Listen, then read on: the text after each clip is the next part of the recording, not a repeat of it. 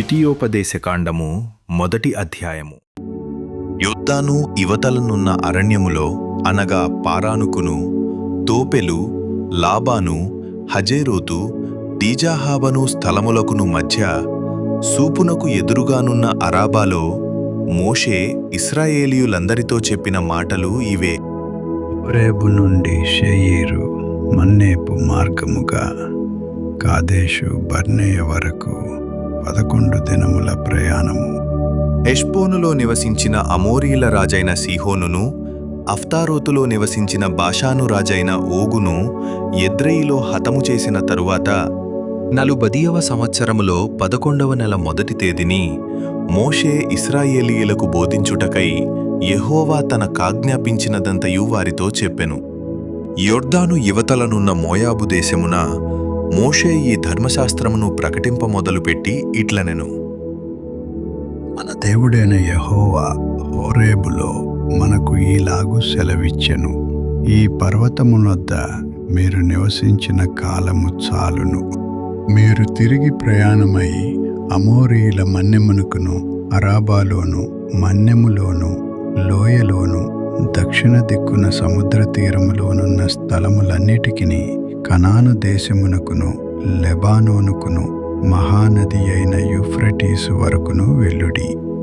ఇదిగో ఆ దేశమును మీకు అప్పగించి తిని మీరు వెళ్ళి యెహోవా మీ పితరులైన అబ్రహాము, ఇస్సాకు, యాకోబులకును వారి తరువాత వారి సంతానమునకును ఇచ్చెదనని నేను ప్రమాణము చేసిన దేశమును స్వాధీనపరచుకొనుడి. అప్పుడు నేను ఒంటరిగా మిమ్మును భరింపలేను.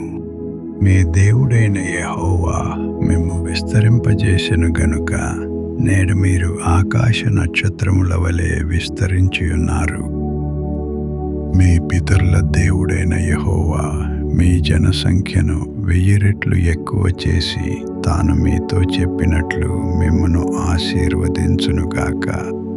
నేనొక్కడనే మీ కష్టమును, మీ భారమును, మీ వివాదమును ఎట్లు భరింపగలను? జ్ఞాన వివేకములు కలిగి మీ మీ గోత్రములలో ప్రసిద్ధి చెందిన మనుష్యులను ఏర్పరచుకొనుడి. వారిని మీ మీద నియమించెదనని మీతో చెప్పగా మీరు నీవు చెప్పిన మాట చొప్పున చేయుట మంచిదని నాకు ఉత్తరమిచ్చితిరి. కాబట్టి బుద్ధి కలిగి ప్రసిద్ధులైన మీ మీ గోత్రములలోని ముఖ్యులను పిలిపించుకొని మీ గోత్రములకు న్యాయాధిపతులుగా ఉండుటకై 1000 మందికి ఒకడును, 100 మందికి ఒకడును, 10 మందికి ఒకడును, 10 మందికి ఒకడును వారిని మీ మీద నేను నియమించి తిని. అప్పుడు నేను మీ న్యాయాధిపతులతో మీ సహోదరుల వ్యాజ్యములను తీర్చి ప్రతి మనుష్యునికిని, వాని సహోదరునికిని, వాని యొద్దనున్న పరదేశికిని న్యాయమును బట్టి మీరు తీర్పు తీర్చవలెను. తీర్పు తీర్చునప్పుడు అల్పుల సంగతి గాని, ఘనుల సంగతి గాని పక్షపాతము లేకుండా వినవలెను. న్యాయపు తీర్పు దేవునిదే. కాబట్టి మీరు మనుష్యుని ముఖము చూచి భయపడవద్దు. మీకు అసాధ్యమైన కఠిన వ్యాజ్యమును నా యొద్దకు తీసుకుని రావలెను. నేను దానిని విచారించదనని వారికి ఆజ్ఞాపించి తిని. మరియు మీరు చేయవలసిన సమస్త కార్యములను గూర్చి అప్పుడు మీకు ఆజ్ఞాపించి తిని. మనము హోరేబు నుండి సాగి మన దేవుడైన యెహోవా మనకు ఆజ్ఞాపించినట్లు మీరు చూచిన ఆ ఘోరమైన మహారణ్యములో నుండి వచ్చి అమోరీయుల మన్యపు మార్గమున కాదేషు బర్నేయకు చేరితిమి. అప్పుడు నేను మన దేవుడైన యెహోవా మనకిచ్చుచున్న అమోరీయుల మన్యమునకు వచ్చియున్నాము. ఇదిగో నీ దేవుడైన యెహోవా ఈ దేశమును నీకు అప్పగించెను.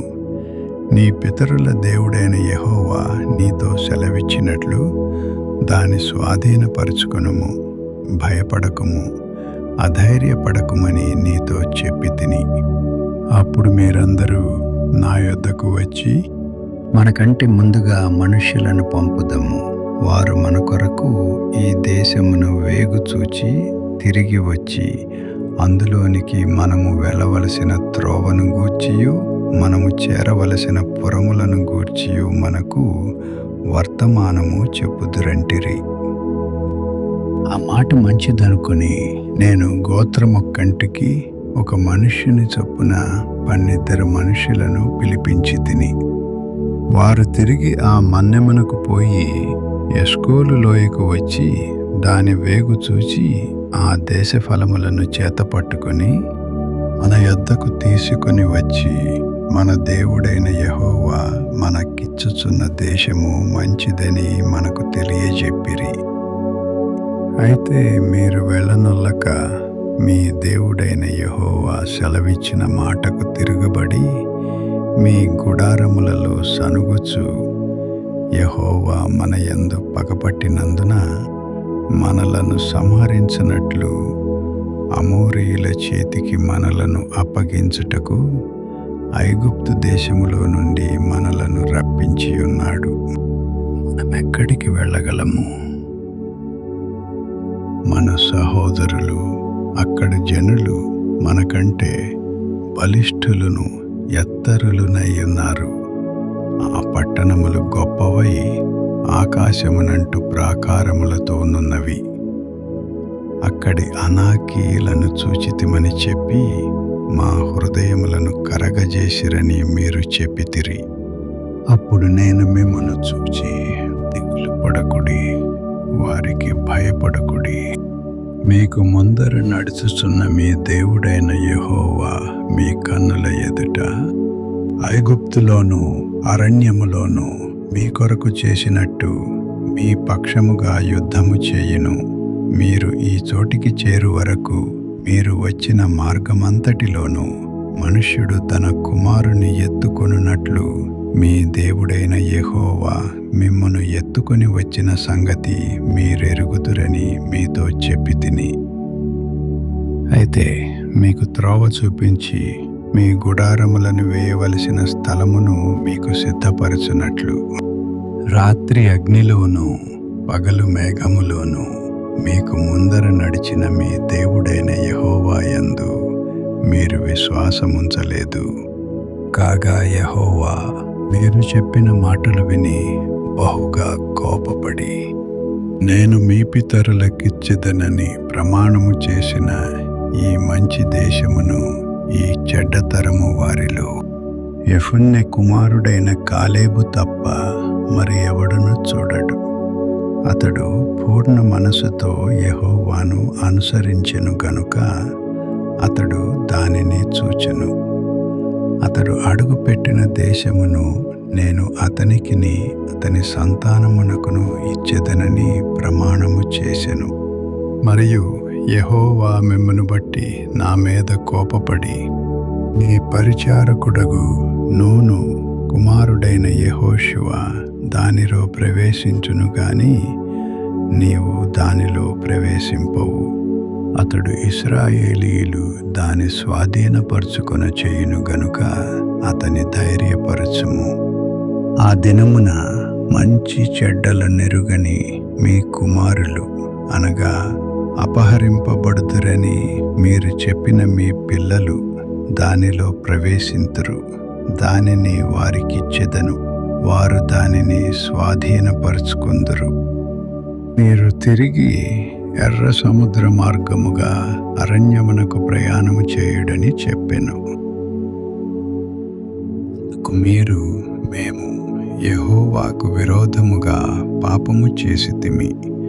మా దేవుడైన యెహోవా మాకాజ్ఞాపించిన మాటలన్నిటిననుసరించి మేము పోయి యుద్ధము చేసేదమని నాతో ఉత్తరమిచ్చి, మీరందరూ మీ ఆయుధములను కట్టుకొని ఆలోచింపక ఆ మన్నెమునకు పోగా, యెహోవా నాతో ఇట్లనెను, యుద్ధమునకు పోకుడి, నేను మీ మధ్య నుండను గనుక వెళ్ళకుడి. మీరు వెళ్ళినను మీ శత్రువుల ఎదుట హతము చేయబడుదురని వారితో చెప్పుము. ఆ మాటలు నేను మీతో చెప్పినప్పుడు మీరు వినక యెహోవా మాటకు తిరగబడి మూర్ఖులై ఆ మన్నెమునకు వెళితిరి. అప్పుడు ఆ మన్నెములో నివసించిన అమోరీయులు మీకెదురుగా బయలుదేరి వచ్చి కందిరీగల వలె మిమ్ము తరిమి హోర్మా వరకు శేయీరులో మిమ్ము హతము చేసిరి. తర్వాత మీరు తిరిగి వచ్చి యెహోవా సన్నిధిని ఏడ్వగా యెహోవా మీ మొరను లక్ష్య పెట్టలేదు, మీ మాట వినలేదు.